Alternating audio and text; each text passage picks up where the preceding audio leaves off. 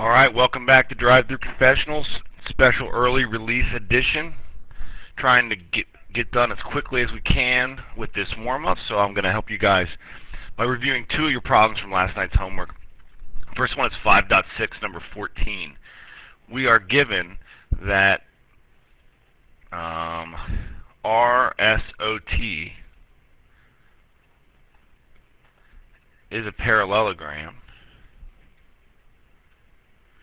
and that MT is congruent to SP.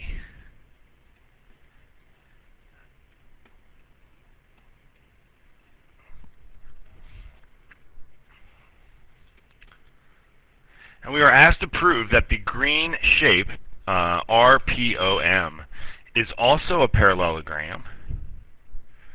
I showed you one approach to this, which was a triple detour proof yesterday in class. It took about 16 steps. I think we're going to be able to do this one in around 10.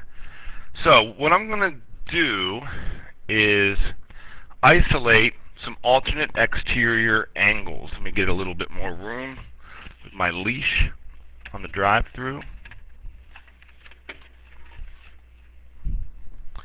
Okay, so if you look at,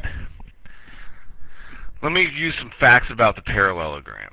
I can say that RS is parallel to TO.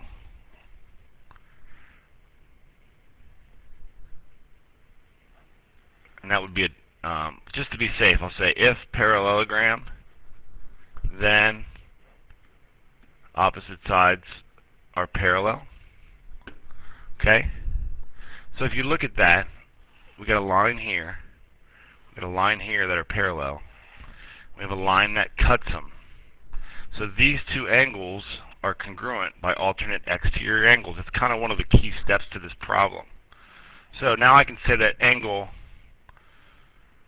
RSP is congruent to angle MTO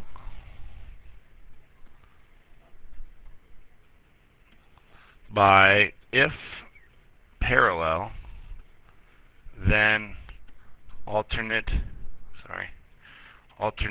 exterior angles congruent.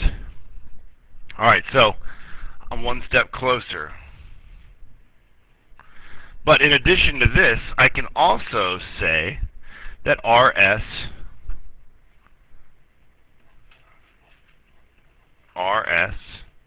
is congruent to TO.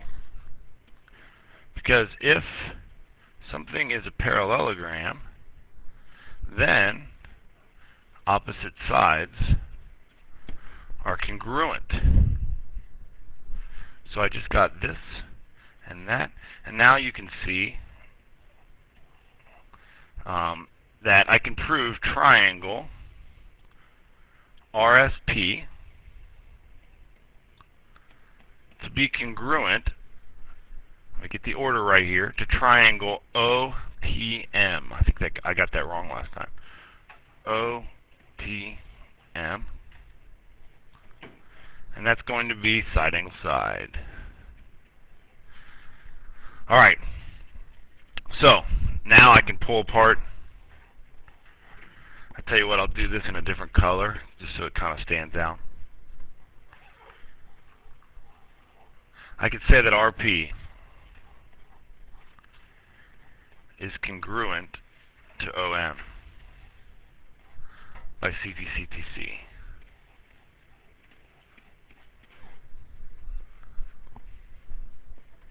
Okay, we got a little bit more work to do. The next thing that I'll do is I'm trying to figure out which method I want to prove this to be a parallelogram. So I've proved that MO is congruent to RP. Now, if I isolated this angle and this angle, and if I could make them congruent to each other, then I could use the alternate interior angles converse, if you will, to prove that the lines are parallel. So that's what I'm going to do. I'm going to say that angle RPS is congruent to angle, let's see, RPSOMT. Good. by CPCTC. So I could have probably done that in the step above if I really wanted to. At this point, I'm not trying to get it done in the least amount of steps. I'm just trying to get it done correctly. So now I can say that RP is parallel to OM. And for my reason on that, I'll say if alternate, did it again, alternate interior angles are congruent, then the lines are parallel.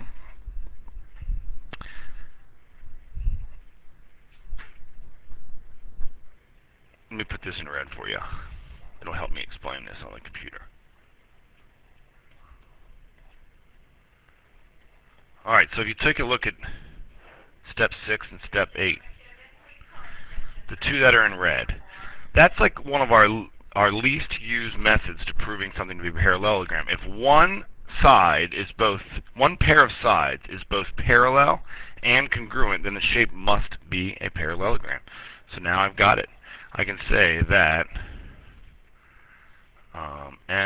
MOPR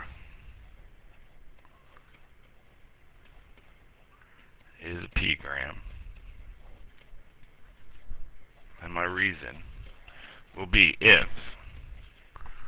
one pair of sides is congruent and parallel, then p-gram. Alright, to save some space, I'm going to pause this one out, and I'll start the next problem in a different YouTube clip next. Boom!